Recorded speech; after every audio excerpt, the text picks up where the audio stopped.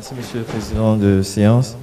Nous avons eu l'honneur d'être interpellés pour réaliser une communication sur l'évaluation des prothèses valvulaires.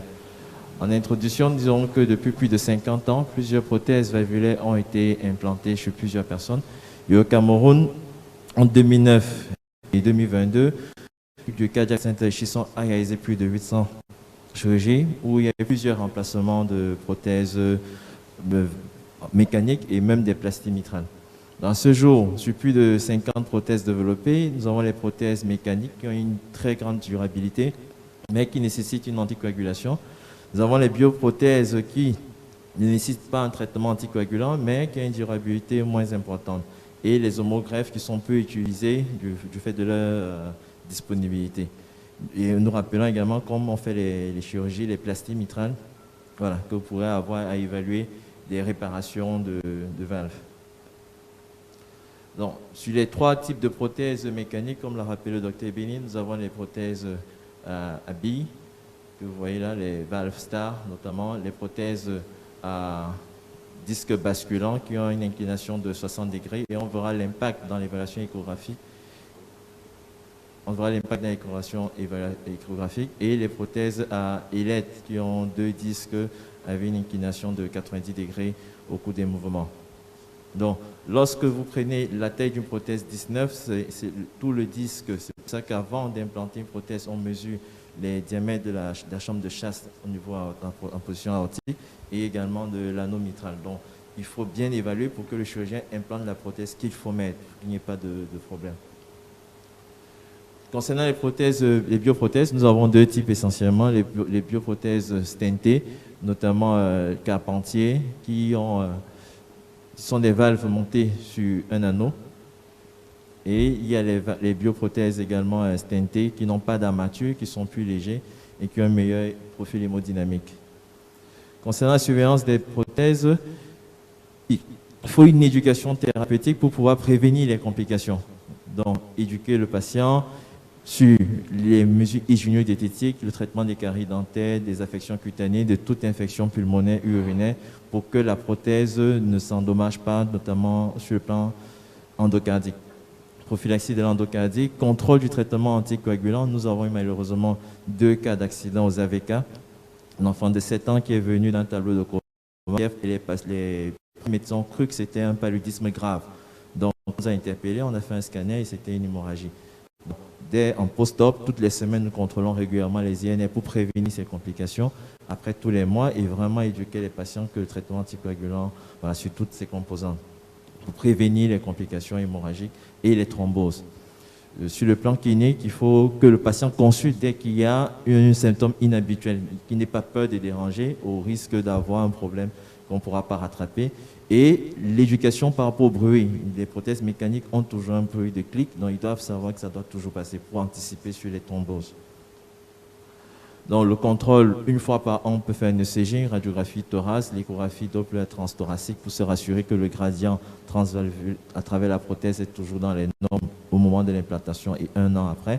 Les contrôles biologiques, s'il y a une anémie qui va provoquer une dyspnée, et au lieu de majorer les diurétiques, on va introduire un traitement, une supplémentation en fer, et au moins une fois par an, et les INR de façon mensuelle quand le patient est à 3 à 6 mois et qu'il est stable sur le plan hémodynamique. Dans la surveillance échographique va nécessiter des prérequis. Donc quand un malade arrive, il faut qu'il ait une bonne éducation, qu'il vous dise s'il avait une prothèse Saint-Jude qui a été implantée ou une prothèse STAR pour que vous ne soyez pas embêté et que même si c'était une prothèse biologique, que vous ne soyez pas embêté par rapport aux images que vous allez voir. Et est-ce que c'était en position aortique ou en position mitrale pour pouvoir répondre convenablement sur votre compte rendu.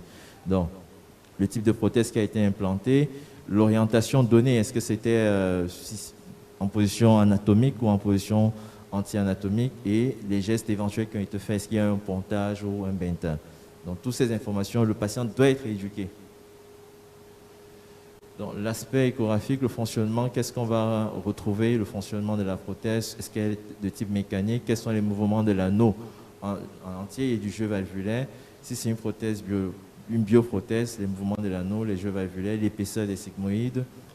L'aspect d'écho, est-ce qu'il y a des fuites paraprothétiques anormales, la taille du ventricule, est-ce que la FE s'est dégradée, le débit également, s'ils sont fébriles, le gradient transvalvulaire peut augmenter, Donc, il faudra optimiser peut-être le traitement bêta-bloquant, diurétique, est-ce que c'est la fièvre, ainsi de suite. La taille de l'oreillette gauche, tout ça doit être mentionné pour que tous les 3 mois, tous les 6 mois, quand vous évaluez votre patient, vous avez un repère. Donc là, c'est l'aspect échographique d'une prothèse habille. Donc si vous n'êtes pas au courant que c'est une prothèse habille, vous allez avoir l'impression qu'il y a une image voilà, surajoutée. Pourtant, c'est une prothèse habille et c'est tout à fait normal. On ne l'implante pas au Cameroun, mais vous pouvez avoir des patients qui ont eu à avoir été implantés et il faudra voilà, en tenir compte. Donc ça, c'est la position, si le chirurgien est implanté en position anatomique ou en position anti-anatomique, vous allez avoir les reflets sur la partie échographique. Ici, c'est une bioprothèse avec l'armature qui se voit là. Et vous voyez, il n'y a pas le cône d'ombre d'une prothèse mécanique, c'est l'armature de la bioprothèse. Pareil ici en parasternal, l'armature de la bioprothèse et la bioprothèse à l'intérieur. Donc là, c'est une fuite paraprothétique qui est tout à fait normale et physiologique. Voilà, tout à fait normale dans le cas des prothèses habillées. C'est ce flux qu'on a avec l'image hyper échogène qui signale que c'est une prothèse habillée. Ici, c'est la prothèse mécanique à disque basculant, comme on l'a dit, inclination de 60 degrés, maximum 90. Donc, quand vous avez ce jet, c'est pas qu'il y a un jet qui est excentré et pathologique, c'est sa fuite de la... Voilà, c'est comme ça que son gradient, son flux OG, VG doit apparaître. Pour les prothèses à double ailette, celles qu'on implante, que le cas Jacinta implante généralement, vous avez donc les 3 aspects-là, et il y aura les fuites paraprothétiques qui peuvent être minimes de façon latérale. Et donc, c'est sur cette coupe qu'on va avoir le Doppler continu pour évaluer le gradient moyen, OG, VG. Ici, c'est une bioprothèse. Si vous pensez, comme il n'y a pas de cône d'ombre, et si le patient ne nous a pas dit qu'il a été opéré, vous pouvez croire qu'il y a une sténose mitrale, donc c'est important que les patients vous signalent, puisque le flux est accéléré, vous pouvez croire qu'il y a une obstruction et vous devez systématiquement mesurer le gradient pour confirmer également voilà, que la bioprothèse ne dégénère pas. Donc, prothèse, les fuites de lavage physiologique, paraprothétique pour une prothèse à double ailette en position mitrale et là c'est en position aortique, les fuites de lavage.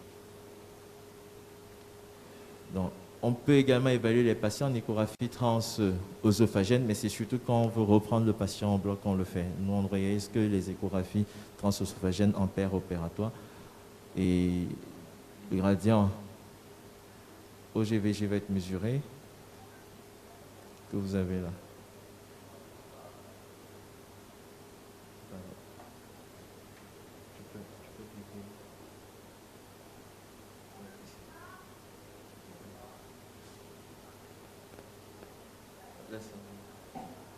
Donc ça, c'est une prothèse mécanique en position mitrale sur un des patients que nous avons opéré. C'est un anévrisme sous-mitral qui était venu d'un tableau d'endocardique par perforation de sa valve mitrale. Nous l'avons reçu en 2019. On a positionné, on a opéré, on a remplacé sa valve mitrale.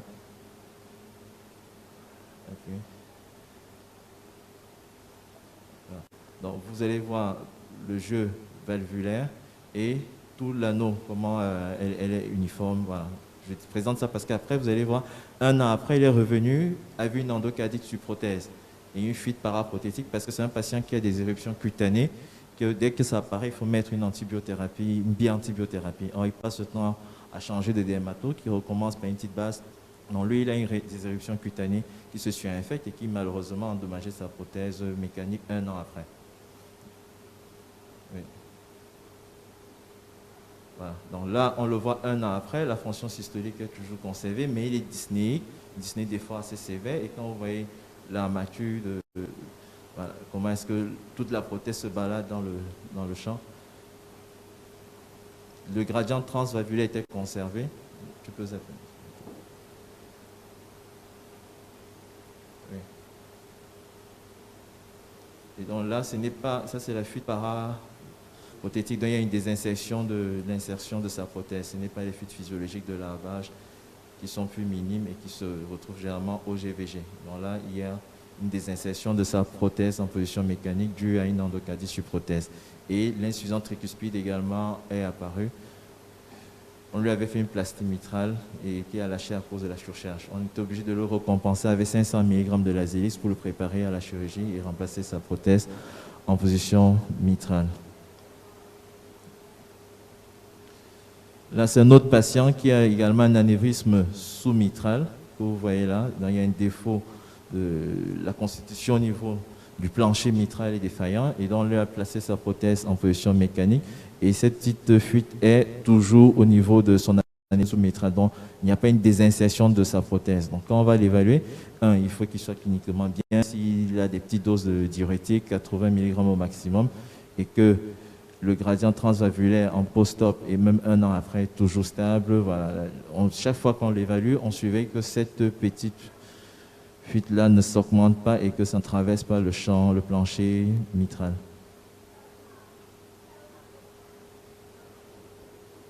Là, c'est une patiente qu'on a reçue 50 ans, elle avait un anévrisme de la aorte ascendante à 70 mm découvert de façon fortuite en réalisant une radiothorax croyant qu'elle avait le Covid. Donc on lui a remplacé son aorte, on lui a fait un Bental et ses prothèses en position aortique qu'on évalue régulièrement. Et chaque fois que vous évaluez un patient qui a une prothèse mécanique, on regarde toujours également le péricarde s'il n'a pas un épanchement péricardique, généralement dans le post-op immédiat et chaque fois, et même également les échographies pleurales pour être sûr qu'il n'y a pas un épanchement réactionnel dû à une défaillance de la prothèse.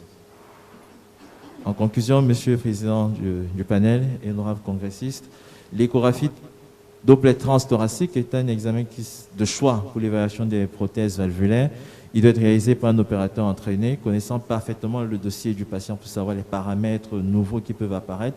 On sauvegarde systématiquement les images en dynamique, on les enregistre même sur WhatsApp pour envoyer au patient et également à l'équipe de chirurgie cardiaque pour qu'entre deux bugs, on puisse revoir rapidement les anciennes images et comparer s'il y a un élément nouveau et consigner tout cela dans un cahier de surveillance, mais surtout les images en dynamique qui sont plus intéressantes que les images statiques.